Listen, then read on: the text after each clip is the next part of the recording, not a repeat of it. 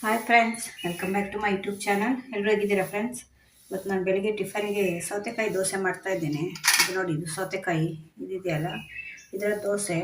ಇದಕ್ಕೆ ಏನೆಲ್ಲ ಬೇಕು ಅಂತ ಇವಾಗ ನಾನು ತೋರಿಸ್ತೀನಿ ನಿಮಗೆ. ಒಂದು ಸೌತೆಕಾಯಿ ತೊಗೊಂಡಿದ್ದೇನೆ, ದೊಡ್ಡದು ಈ ಸೈಜ್ದು. ಮತ್ತು ಒಂದು ಲೋಟ ಅಕ್ಕಿ ತೊಗೊಂಡಿದ್ದೇನೆ. ಈ ಲೋಟದಲ್ಲಿ ಒಂದು ಲೋಟ ಅಕ್ಕಿ ತೊಗೊಂಡಿದ್ದೇನೆ. ಮತ್ತು ಒಂದು ಸ್ವಲ್ಪ ಅವಲಕ್ಕಿ, ಇದು ಗಟ್ಟಿ ಅವಲಕ್ಕಿ ಬರುತ್ತಲ್ಲ, ಇದನ್ನು ನೆನೆಸಿಟ್ಕೊಂಡಿದ್ದೇನೆ. ಒಂದು ಹಿಡಿ ಅಷ್ಟೇ ಇದು. ಮತ್ತೊಂದು ಮೂರು ಸ್ಪೂನು ತೆಂಗಿನ ತುರಿ ತೊಗೊಂಡಿದ್ದೇನೆ. ಮತ್ತೊಂದು 3 ಹಸಿಮೆಣಸಿನ್ಕಾಯಿ, ಇದು ಖಾರದ ಹಸಿಮೆಣಸಿನ್ಕಾಯಿ, ಅದರಿಂದ 3 ತೊಗೊಂಡಿದ್ದೇನೆ. ನಿಮಗೆ ಖಾರ ಇಲ್ಲ ಅಂದರೆ ಇನ್ನೊಂದು 2 ಜಾಸ್ತಿ ತೊಗೊಳ್ಬೋದು. ಮತ್ತು ಇದು 1 ಕಪ್ಪು ಕರಿಬೇವು ತೊಗೊಂಡಿದ್ದೇನೆ, ಒಂದು ಅರ್ಧ ಕಪ್ಪು. 1 ಕಪ್ಪು ಕೂಡ ತೊಗೊಳ್ಬೋದು, ಒಳ್ಳೇದಿದು ಕರಿಬೇವು ಹಾಕಿದರೆ. ಇವಾಗೆಲ್ಲ ಇದನ್ನು ರುಬ್ಕೊಳ್ಬೇಕು. ಈ ಸೌತೆಕಾಯಿ ಇದರದ್ದು ಸಿಪ್ಪೆ ತೆಗೆದು ಕಣ್ಣ ಕಟ್ ಮಾಡಿ ಈ ಅಕ್ಕಿ ಮತ್ತು ಇದೆಲ್ಲ ಹಾಕಿ ರುಬ್ಕೊಳ್ಬೇಕು. ಇವಾಗ ನಾನು ತೋರಿಸ್ತೇನೆ ರುಬ್ಕೊಳ್ಳುವಾಗ. ಸೌತೆಕಾಯಿ ಕಟ್ ಮಾಡಿ ಈ ಥರ ತುದಿದ್ದು ತೆಗೆದು ಈ ಥರ ಉಜ್ಜಬೇಕು ನೀವು. ಯಾಕೆಂದರೆ ಸೌತೆಕಾಯಲ್ಲಿ ಕಹಿ ಅಂಶ ಇದ್ದರೆ ಈ ರೀತಿ ಉಜ್ಜೋದ್ರಿಂದ ಅದು ಕಹಿ ಅಂಶ ಹೊರಟೋಗುತ್ತೆ.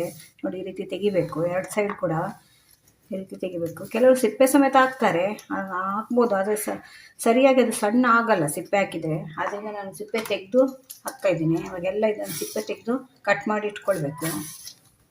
ಇವಾಗ ನೋಡಿ, ಈ ರೀತಿ ಸಣ್ಣ ಸಣ್ಣ ಕಟ್ ಮಾಡ್ಕೊಳ್ಬೇಕು. ಈ ಸೈಜಲ್ಲಿ ಇದ್ದರೆ ಸಾಕು ನಿಮಗೆ. ಅದು ಮಿಕ್ಸಿಯಲ್ಲಿ ಹಾಕುವಾಗ ಸಣ್ಣ ಆಗಬೇಕಲ್ಲ, ಆದ್ದರಿಂದ ಇದನ್ನು ಸೌತೆಕಾಯಿ ಬೇಯಿಸ್ಕೊಳ್ಳಿಕ್ಕಿಲ್ಲ, ಹಸಿ ಸೌತೆಕಾಯಿ ಹಾಕಬೇಕು. ಇದೆಲ್ಲನೂ ಕಟ್ ಮಾಡಿಕೊಂಡು ಮಿಕ್ಸಿಯಲ್ಲಿ ಹಾಕ್ಕೊಂಡು ರುಬ್ಕೊಳ್ಬೇಕು. ಇವಾಗ ನೋಡಿ, ಇವಾಗೆಲ್ಲ ಇದು ಕಟ್ಟಾಯಿತು. ಇದು ತುಂಬ ಒಳ್ಳೆಯದು ಸೌತೆಕಾಯಿ ನಿಮಗೆ. ಇದರಲ್ಲಿ ನೀರಿನಂಶ ಜಾಸ್ತಿ ಇರುತ್ತೆ. ಇದು ಸಮ್ಮರಲ್ಲೆಲ್ಲ ಜಾಸ್ತಿ ಯೂಸ್ ಮಾಡಬೇಕು ಇದನ್ನು. ಏಕೆಂದರೆ ಇದು ನೀರಿನಂಶ ಇರೋದ್ರಿಂದ ನಮ್ಮ ಬಾಡಿಯಲ್ಲಿ ನೀರಿನಂಶ ಕಮ್ಮಿ ಆಗುತ್ತಲ್ಲ ಸಮ್ಮರಲ್ಲಿ. ಆ ಟೈಮಲ್ಲೆಲ್ಲ ಇದನ್ನು ಕೋಸಂಬರಿ ಎಲ್ಲ ಮಾಡ್ಕೊಂಡು ತಿನ್ಬೋದು, ತುಂಬ ಚೆನ್ನಾಗಿರುತ್ತೆ.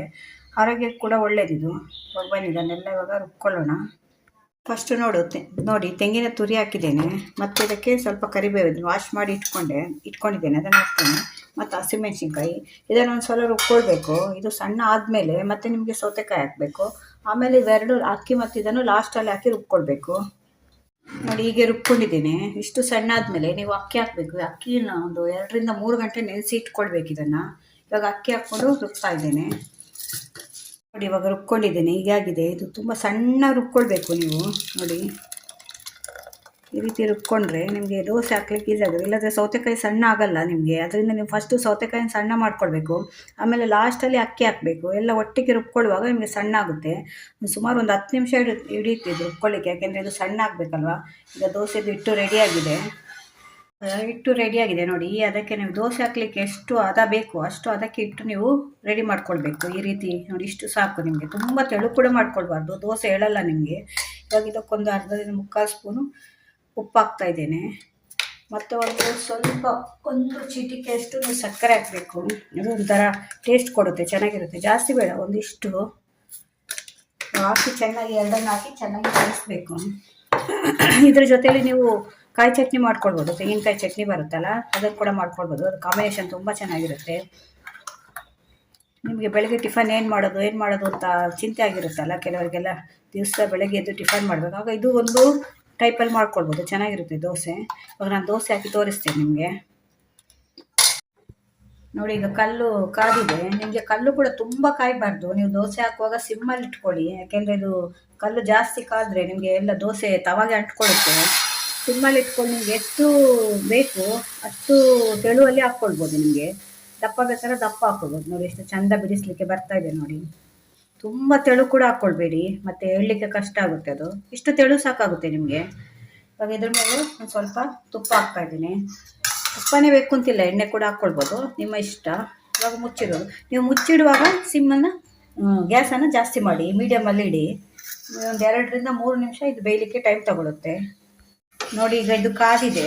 ನಿಮಗೆ ಬೇಕಾದರೆ ನೀವು ತಿರುಗಿಸಿ ಹಾಕ್ಕೊಳ್ಬೋದು ಈ ಥರ, ಇಲ್ಲಾಂದರೆ ಒಂದು ಸೈಡೇ ಸಾಕಾಗುತ್ತೆ. ಕೆಲವರಿಗೆ ರೋಸ್ಟ್ ಆಗಿ ಬರಬೇಕು ಅಂತಿರುತ್ತಲ್ಲ, ದೋಸೆ ರೋಸ್ಟ್ ಆಗಬೇಕು ಅಂತ, ಅವರು ಬೇಕಾದರೆ ನೀವು ತಿರುಗಿಸಿ ಹಾಕ್ಕೊಳ್ಬೋದು. 1 ನಿಮಿಷ ಹೀಗೆ ತಿರುಗಿಸಿ ಹಾಕಿದರೆ ಆಯಿತು. ಇಲ್ಲಾಂದರೆ ಒಂದು ಕಡೆನೇ ಬೇಯಿಸ್ಕೊಂಡ್ರೆ ಸಾಕಾಗುತ್ತೆ. ನೋಡಿ, ಎಷ್ಟು ಚೆನ್ನಾಗಿ ಕಾಣ್ತಾ ಇದೆ. ಹೆಲ್ದಿ ದೋಸೆ ಇದು, ತುಂಬ ಸ್ಮೂತಾಗಿ ಬರುತ್ತೆ, ಈಸಿಯಾಗಿ ಎಳುತ್ತೆ ಕೂಡ. ಇವಾಗ ಇನ್ನೊಂದು ದೋಸೆ ಹಾಕಿ ತೋರಿಸ್ತೇನೆ ನಾನು. ಇದು ತುಂಬ ಒಳ್ಳೆಯದು ಕೂಡ ಆರೋಗ್ಯಕ್ಕೆ. ಆದಷ್ಟು ಮನೆಯಲ್ಲೆಲ್ಲ ಇಂಥದ್ದೆಲ್ಲ ಮಾಡ್ಕೊಳ್ಬೇಕು. ನೀವು ಸಿಮ್ಮಲ್ಲಿ ಇಟ್ಕೊಂಡು ದೋಸೆ ಹಾಕಬೇಕು. ನೀವು ಜಾಸ್ತಿ ಹೈಯಲ್ಲಿ ಇಟ್ಕೊಂಡ್ರೆ ದೋಸೆ ಹಾಕುವಾಗ ಅದೆಲ್ಲ ತವಾಗೆ ಇಟ್ಕೊಳ್ಳುತ್ತೆ. ಈಗ ಸಿಮ್ಮಲ್ಲಿ ಇಟ್ಟರೆ ನೀವೇನೂ ಆಗಲ್ಲ. ಒಂದು ದೋಸೆ ಹಾಕಿದ್ಮೇಲೆ ತೆಗೆದ್ಮೇಲೆ ಸಿಮ್ಮಲ್ಲಿಡಿ.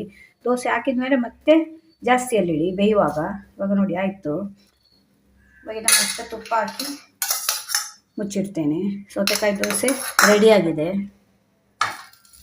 ಈ ದೋಸೆ ಸ್ವಲ್ಪ ದಪ್ಪ ಹಾಕಿದ್ದೇನೆ. ಕೆಲವರಿಗೆ ದಪ್ಪ ದೋಸೆ ಬೇಕಾಗುತ್ತಲ್ಲ, ನಮ್ಮ ಮನೆಯಲ್ಲಿ ಕೆಲವರು ದಪ್ಪ ದೋಸೆ ತಿಂತಾರೆ, ನನ್ನ ಮಗ ಎಲ್ಲ. ಅದರಿಂದ ಸ್ವಲ್ಪ ದಪ್ಪ ಹಾಕಿದ್ದೇನೆ. ತೆಳು ಬೇಕಾದ್ರೆ ತೆಳು ಹಾಕ್ಕೊಳ್ಬೋದು, ದಪ್ಪ ಬೇಕಾದ್ರೆ ದಪ್ಪ, ಎರಡು ರೀತಿಯಲ್ಲೂ ಹಾಕ್ಕೊಳ್ಬೋದು ನೀವು. ಇವಾಗ ದೋಸೆ ರೆಡಿಯಾಗಿದೆ. ಇವಾಗ ನೀವು ಇದ್ರ ಜೊತೆ ನೀವು ಕಾಂಬಿನೇಷನ್ ಆಗಿ ಕಾಯಿ ಚಟ್ನಿ ಮತ್ತು ಕೆಲವರಿಗೆ ಟೊಮೆಟೊ ಚಟ್ನಿ ಎಲ್ಲ ಇರುತ್ತಲ್ಲ, ಅದನ್ನೆಲ್ಲ ಯೂಸ್ ಮಾಡ್ಕೊಳ್ಬೋದು. ಚೆನ್ನಾಗಿರುತ್ತೆ ಕಾಂಬಿನೇಷನ್ ಆಗಿ. ಮತ್ತು ಇದ್ರ ಮೇಲೆ ನೀವು ಡೆಕೋರೇಷನ್ಗೆ ಈರುಳ್ಳಿ, ಕೊತ್ತಂಬರಿ ಸೊಪ್ಪು ಅದೆಲ್ಲ ಏನು ಹಾಕಬಾರ್ದು, ಚೆನ್ನಾಗಿರಲ್ಲ ಅದೆಲ್ಲ ಹಾಕಿದರೆ. ಏಕೆಂದರೆ ಇದು ಸೌತೆಕಾಯಿ ಫ್ಲೇವರ್ ಹೋಗುತ್ತೆ. ನೀವು ಈರುಳ್ಳಿ ಎಲ್ಲ ಹಾಕಿದಾಗ, ಈರುಳ್ಳಿ ಕ್ಯಾರೆಟ್ ಎಲ್ಲ ಹಾಕಿದರೆ ಅದರದ್ದೇ ಫ್ಲೇವರ್ ಬರುತ್ತೆ, ನಿಮಗೆ ಸೌತೆಕಾಯಿ ಫ್ಲೇವರ್ ಬರಲ್ಲ. ಅದರಿಂದ ಏನು ಹಾಕ್ಬಾರ್ದು, ಇದೇ ರೀತಿ ಪ್ಲೈನಲ್ಲೇ ತಿನ್ನಬೇಕು. ಇವಾಗ ರೆಡಿಯಾಗಿದೆ.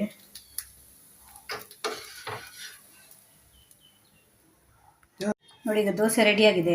ಎಷ್ಟು ಚೆಂದ ಇದೆ ನೋಡಿ. ಒಂದು ಲೋಟ ಅಕ್ಕಿ ಮತ್ತು ಒಂದು ಸೌತೆಕಾಯಿ ಇಷ್ಟು ಹಾಕಿರೋದ್ರಿಂದ ನಿಮಗೆ 10ರಿಂದ 12 ದೋಸೆ ಆಗುತ್ತೆ.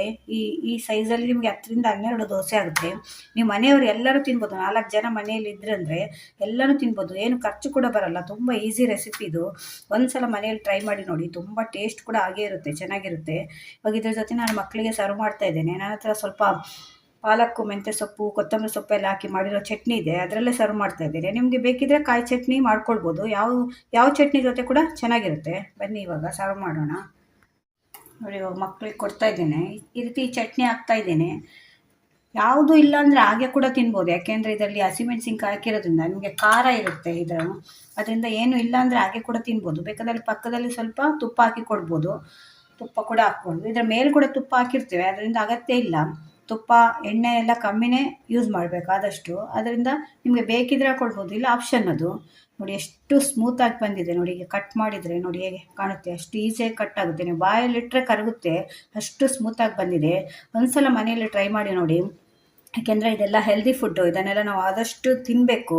ಆರೋಗ್ಯ ಆವಾಗ ನಮಗೆ ಚೆನ್ನಾಗಿರುತ್ತೆ ಆದಷ್ಟು ತಿಂದರೆ. ಸೌತೆಕಾಯಿ ನಮ್ಮ ದೇಹಕ್ಕೆ ತುಂಬ ಒಳ್ಳೆಯದದು. ನೀರಿನಂಶ ತುಂಬ ಇರುತ್ತೆ. ನಾವು ನೀರಂತೂ ಕುಡಿಯೋಲ್ಲ ಜಾಸ್ತಿ, ಕೆಲವರಲ್ಲಿ ನೀರೇ ಕುಡಿಯೋಲ್ಲ. ಹಾಗೆಲ್ಲ ಈ ರೀತಿ ದೋಸೆ, ಮಕ್ಕಳಂತೂ ನೀರೇ ಕುಡಿಯೋಲ್ಲ. ಅದರಿಂದ ಈ ರೀತಿ ದೋಸೆ ಎಲ್ಲ ಮಾಡಿಕೊಟ್ರೆ ಅದರಲ್ಲಿ ನೀರಿನಂಶ ಇರುತ್ತೆ ಸೌತೆಕಾಯಲ್ಲಿ, ಅದು ನಮ್ಮ ದೇಹಕ್ಕೆ ಹೋಗುತ್ತೆ. ಅದರಿಂದ ತುಂಬ ಒಳ್ಳೆಯದಿದು. ಒಂದು ಸಲ ಮನೆಯಲ್ಲಿ ಟ್ರೈ ಮಾಡಿ ನೋಡಿ. ಈ ವಿಡಿಯೋ ನಿಮ್ಗೆ ಇಷ್ಟ ಆದರೆ ನನ್ನ ಚಾನಲ್ನ ಸಬ್ಸ್ಕ್ರೈಬ್ ಮಾಡ್ಕೊಂಡು ನೋಡಿ. ನೀವು ಸಪೋರ್ಟ್ ಮಾಡಿ. ವಿಡಿಯೋ ನೋಡ್ತೀರಾ, ಆದರೆ ಇಷ್ಟಷ್ಟು ಒಳ್ಳೆಯ ರೆಸಿಪಿ ನಾವು ಹಾಕ್ತಿದ್ದೀರಲ್ಲ, ಅದಕ್ಕಾದರೂ ಒಂದು ಸ್ವಲ್ಪ ಸಪೋರ್ಟ್ ಮಾಡಿ, ಸಬ್ಸ್ಕ್ರೈಬ್ ಮಾಡ್ಕೊಳ್ಳಿ. ನೀವು ಸಬ್ಸ್ಕ್ರೈಬ್ ಮಾಡಿಕೊಂಡ್ರೆ ನಮಗೂ ಕೂಡ ಉತ್ಸಾಹ ಬರುತ್ತೆ ಇದೇ ರೀತಿ ಹೊಸ ಹೊಸ ವೀಡಿಯೋ ತೊಗೊಂಡು ಬರಬೇಕು ಅಂತ. ಇದೇ ರೀತಿ ಇನ್ನೊಂದು ವೀಡಿಯೋ ತೊಗೊಂಡು ಮತ್ತೆ ಬರ್ತೇನೆ. Bye friends.